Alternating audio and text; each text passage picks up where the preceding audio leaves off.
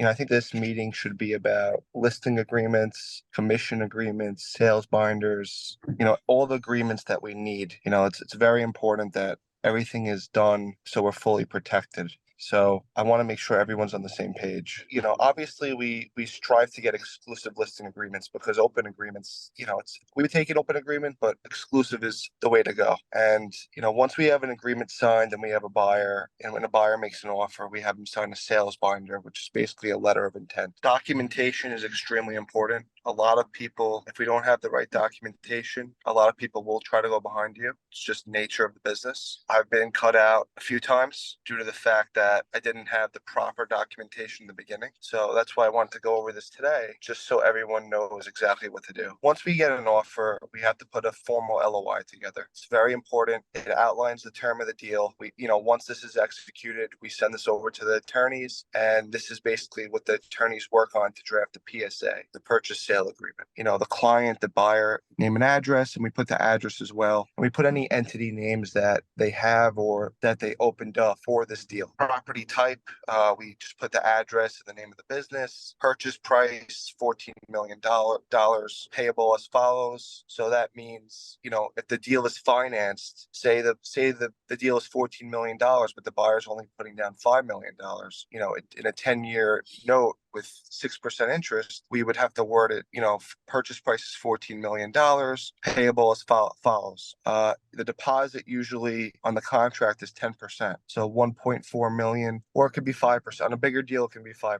So 5% of 14 million is 750,000. So either 1.4 million or 750,000 down, payable as follows, 1.4 million, 750 down, balance of, and then if they're holding a note, then whatever that difference is. So say it's a $5 million down payment with, at close. So the difference of 1.4 to 5 million is $3.6 million down at closing in a certified check or bank check. So we put that down, and then we basically, the balance of the seller note is payable monthly over how many years. We put it in months. So say we say 10 years, it's 120 months. 5 years, 60 months. We outline the terms of the deal under the purchase price. Deposit usually 5 to 10%. Contingencies, this is something that has to be negotiated. It's not just the price and that's it. It's basically, that's the price is one part of the deal. There's so many different contingencies. Brian Dunn, could you jump in and talk about some contingencies on a deal if you don't mind? Obviously, depends on the industry on there, and it depends on what you're including, what stage that LOI is at. So a lot of times we'll put on the deposit is fundable through a period of due diligence. Then it becomes hard after X number of days, or after what I've been trying to do is it becomes hard in exchange for exclusivity. If I can at all help it to keep the deal open, for other buyers as long as possible. And that deposit is hard, but there are still exceptions to that. The buyer will still get a refund of that deposit if it is due to something regulatory based, and you can also have if it's financing based. If there's something regulatory wise that doesn't get approved, something like medical deal, then it's not necessarily to the fault of the buyer. So we would refund that, even though it's a hard deposit, it would still get refunded. And we also could have a contingency on financing there as well. And you can potentially have contingencies on environmentals, on a car wash, etc.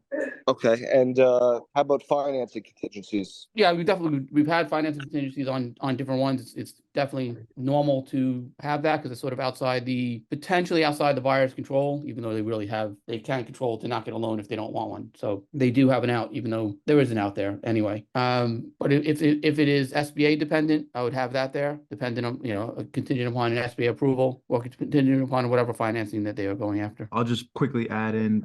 One of the basics is like landlord approval is a common contingency you'll see throughout most deals. The guy can have everything, but like sometimes if he doesn't have, for example, experience, like I'm dealing with a situation with Matt right now where the buyer doesn't have experience. They have the capital, they have the credit, all the above. They just don't have direct experience, and landlord's giving us a hard time. So I definitely want to add that in there as well. That's a smart point right there. So sometimes deals blow up because of the landlord. How do you prevent that, Christian, from happening? What do you do to try and prevent that? I'm pretty proactive in like just vetting them out just as much as I can throughout the process. At every stage, I do an extra set of just vetting the buyer. Like when we have let's say we get an offer. Once we get that offer, I talk to the seller and I'd say, you know, look, this is where they're thinking. And I would, at that point, let's say if the seller is like, yeah, you know, I could do that. My next question before I even go to the buyer and say it's accepted, I say, you know, what are some of the prerequisites for the landlord? You know, what do they want to see? Anything in particular they need? Any assignment fees we need to worry about, which is very important. I've been seeing that. I usually ask that before I even go back to the buyer. So if the seller tells me, hey, you know, you really want someone with experience, they need to have experience. You know, there's a $10,000 assignment fee. You know, I like to just really make sure that I know of any obstacles before they get here. So that's what I would do, and then I would go back to the buyer. I say, hey, you know, seller would consider your offer, seems good, but the landlord is probably the biggest step, and he really wants to make sure you have experience. That's what I would do. I mean, you know, and then if they have experience, then we kind of get detailed about it and put that together. Like for this buyer in particular that I'm working with, they don't have direct experience, but they have, you know, operating partners with experience. So I had to literally write up it's like a little blurb about her operating partners to make the landlord happy with, you know, the experience, because the buyer didn't have it directly. I think just foreseeing issues and understanding the deal process helps you. Like, okay, you got the offer. What's the next step? Okay, the guy accepted. What's the next step? Okay, you can just stay proactive and avoiding any issues. You know, we have a due diligence period. That's a very, very strong point on the LOI. You don't want to leave that empty, you know, you don't want to leave that open-ended, because, you know, the deal can drag on and drag on and drag on. And that takes time from the seller, and that takes time from us selling the deal. And Christian, since you're here, do you get deposits on an LOI? Not every single time. I might miss some like here and there. Depend, like if the buyer wants to go straight into a contract, then, you know, I might not get the deposit, because then I got to deal with attorneys like, oh, can you return the deposit? And so not every time, but it depends on the purchase price. But like generally anywhere from 1% to 2% of the purchase price I'd collect as a good faith deposit. As far as due diligence wise, what's your typical time frame on due diligence for a deal? Sure. So you know, I would say every deal is going to be a little bit different depending on the complexity, but I would say standard on any type of real deal where, you know, if you're dealing with a company that's got EBITDA in excess of $500,000, you're looking at a minimum of typically a 60-day due diligence. Sometimes 30, but usually I'd say 60 is where companies are going to be comfortable. As those deals get larger, that time frame will be pushed out. If you're dealing with a $15-20 million deal, company making, you know, $2-3 million in EBITDA, it could be a 90 or 120-day due diligence. You know, it's all up to negotiation and what that particular buyer is going to require to dig into the business. If we're talking about a little, you know, restaurant for $150,000 that's netting 80 grand and it's all credit card sales, you know, they have a straight lease for 10 years that's transferable, and they've been in business for 25 years, and the numbers haven't really, you know, every year the net is within $3,000. You know, what kind of due diligence are you going to do other than maybe go into the place for a week or two and watch, right? So again, it's kind of there is no standard. You know, I'd say the smaller the deal and the less complex it is, the less time you need to go through due diligence. The one thing that I would, you know, really kind of just point out to new people is understand that due diligence is a scapegoat that unsure buyers will use to put themselves in an advantage. They will try to drag due diligence out for as long as possible so that they are not forced into a position where they have to make a decision to have that deposit go hard. So if you're new and you're dealing with somebody who's asking for something stupid, like a 120, like a 6-month due diligence, just understand your buyer's not serious. They're not real. Okay. They're basically just wasting your time if they ask for something that's completely unrealistic like that. Does that answer your question? Yeah, that's perfect. Okay. Beautiful. I have a question. It might open up a can of worms, but I have a question. No, ask it. Quick question. How involved are you in the due diligence process as a broker? Extremely involved on a weekly basis. Hands-on, the more complex the deal, the more involved I am, because the quicker it'll get away from you. If you're dealing with private equity, which is predominantly, you know,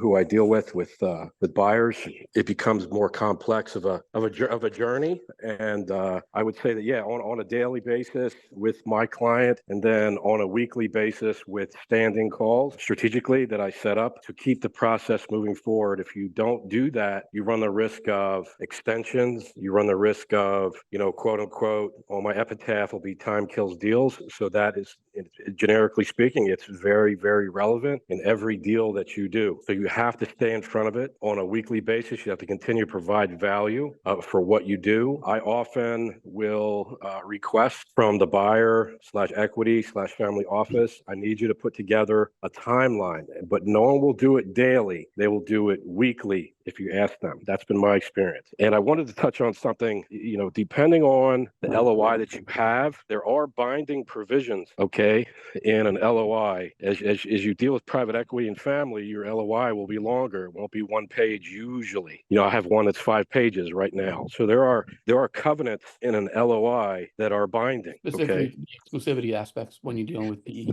Yeah, so it's exclusivity, expenses, confidentiality, governing law, and expiration. Usually those will be in your LOI, and they have trailing enforcement as well. So let me ask you this, during the due diligence process, I mean, what are some specific things you're doing to, during that process? Like, are you going through numbers with the buyer? Are you, reviewing things with the buyer, or are you just Sure. sending documents back and forth? Like, what are I some, think and great question. So I think that prior to even getting to due diligence, and then again being caught without data that's going to be relevant and needed in due diligence, prior to that, I always rewind myself to make sure I have all the requisite documents from the seller up front. And if he can't provide them, or I don't feel that they're relevant or they're cloudy, I simply won't take the listing.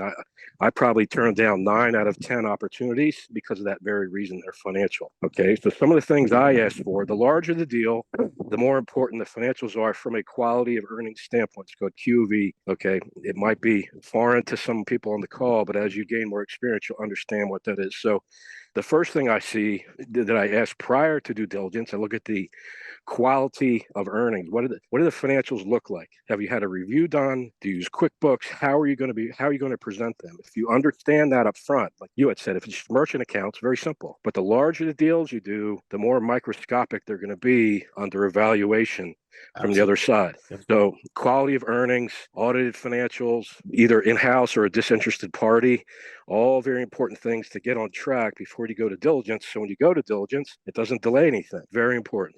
Every PE or family office will require that. Everyone.